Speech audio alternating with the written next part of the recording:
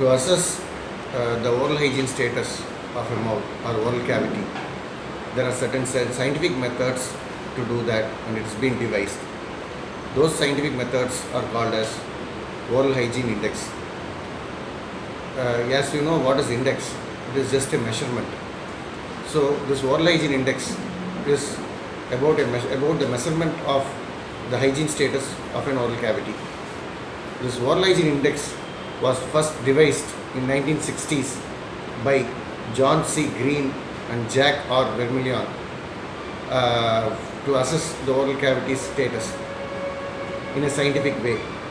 So there are two components in this OHI. It's been called, this oral hygiene index is called as OHI in short form. So there are two components for this OHI index. That is, one is debris and second is calculus part. So that is called as debris index, and the second one is called as calculus part. Methods. So how do you give scores for oral hygiene index? This is based on 12 numerical representations representing the amount of calculus and debris present in both buccal and lingual surfaces of each three segments of each dental arch is taken into account.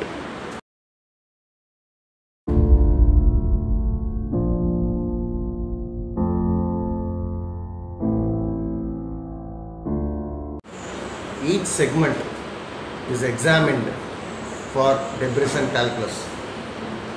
In a particular segment, only one tooth is recorded for individual index. That score has been taken for the whole segment.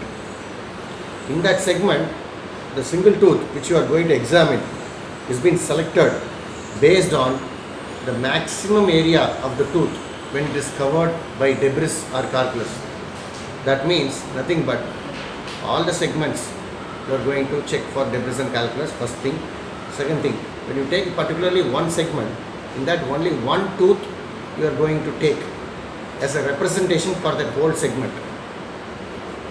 That one tooth, how you are going to select, is based on the maximum area of the tooth when it is covered by debris or calculus.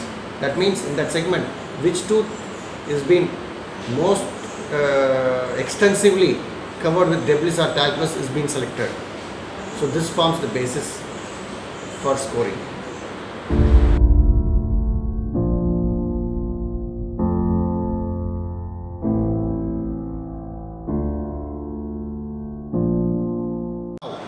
How to record oral hygiene index?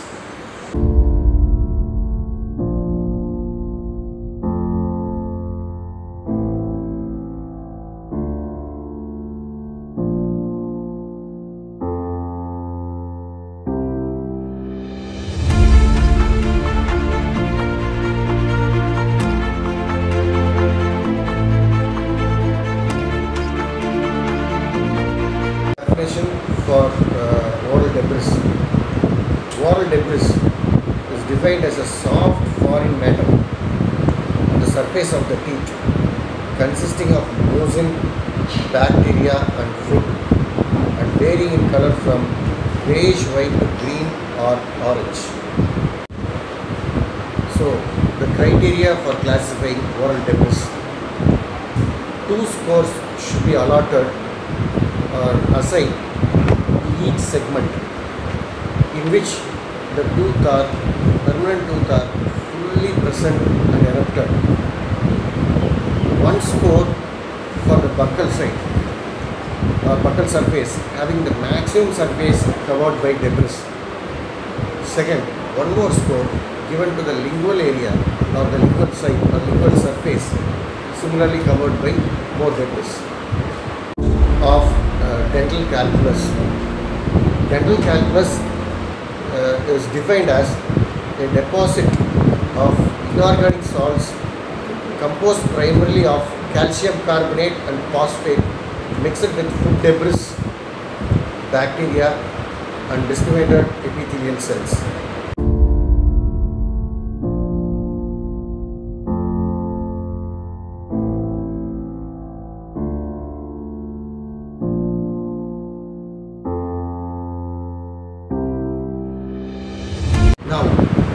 to calculate the oral hygiene score?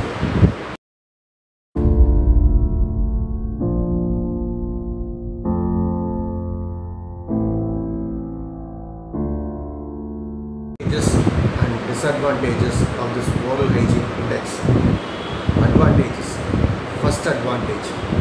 It is used in all epidemiological studies of periodontal diseases and calculus. Second, simple method for assessing group or individual oral hygiene quantitatively. So these two are the major advantages. And coming to the disadvantages. First, examination of all surfaces of all teeth present in the mouth. Though only 12 surfaces are scored, hence it requires more time.